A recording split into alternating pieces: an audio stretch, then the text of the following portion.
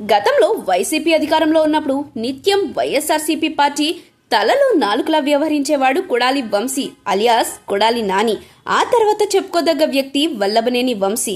ఇక మరో వ్యక్తి గురించి ఇక్కడ చెప్పుకోవచ్చు, పేర్ని వెంకటరామయ్య అలియాస్ పేర్ని నాని.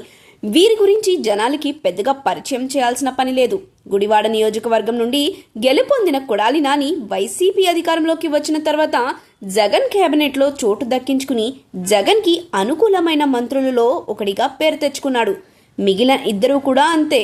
గన్నవరం నుంచి టీడీపీ తరపున గెలుపొందిన వంశీ ఆ తర్వాత జగన్కు చాలా బాగా దగ్గరయ్యాడు. ఇక బందరు పేర్ని నాని గురించి చెప్పే పనే లేదు. వీరందరూ చంద్రబాబు సతీమణిపై జనసేన అధినేత పవన్ కళ్యాణ్ భార్యలు పిల్లలపై అభ్యంతరకర కామెంట్స్ చేస్తూ ఇరు పార్టీలకి శత్రువులయ్యారు. ఇక కొడాలి నాని విషయానికి వస్తే ఎంత తక్కువ చెప్పుకుంటే అంత మంచిది. చంద్రబాబు తన తనయుడు లోకేష్ పై కొడాలి ఏనాడు మర్యాదగా మాట్లాడిన సందర్భం దాదాపుగా లేదనే చెప్పుకోవాలి.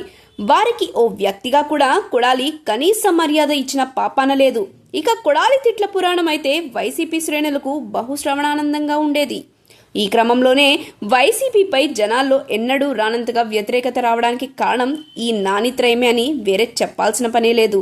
ఇక ఆర్కే రోజా, జోగి రమేష్ తదితర నేతల తిట్లు కూడా వీరికి తీసిపోయేవి కాదు.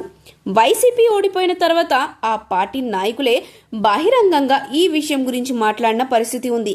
ఈ నేపథ్యంలో టీడీపీకి, జనసేనకు కొడాలి నాని, వల్లభనేని వంశీ, పేర్ని నాని టార్గెట్ అయ్యారు. కాగా వైసీపీ ఓడిపోయిన తర్వాత ఈ ముగ్గురు నాయకులు ఒక్కసారిగా కనుమరుగయ్యారు. పేర్ని నాను అయితే అప్పుడప్పుడు కనబడి తాటాకు చప్పులు చేసే ప్రయత్నం చేస్తున్నాడు. కానీ ముఖ్యంగా కొడాలి నాని, వల్లభనేని వంశీ అయితే ఏమయ్యారో కూడా ఎవరికి తెలియని పరిస్థితి ఉంది.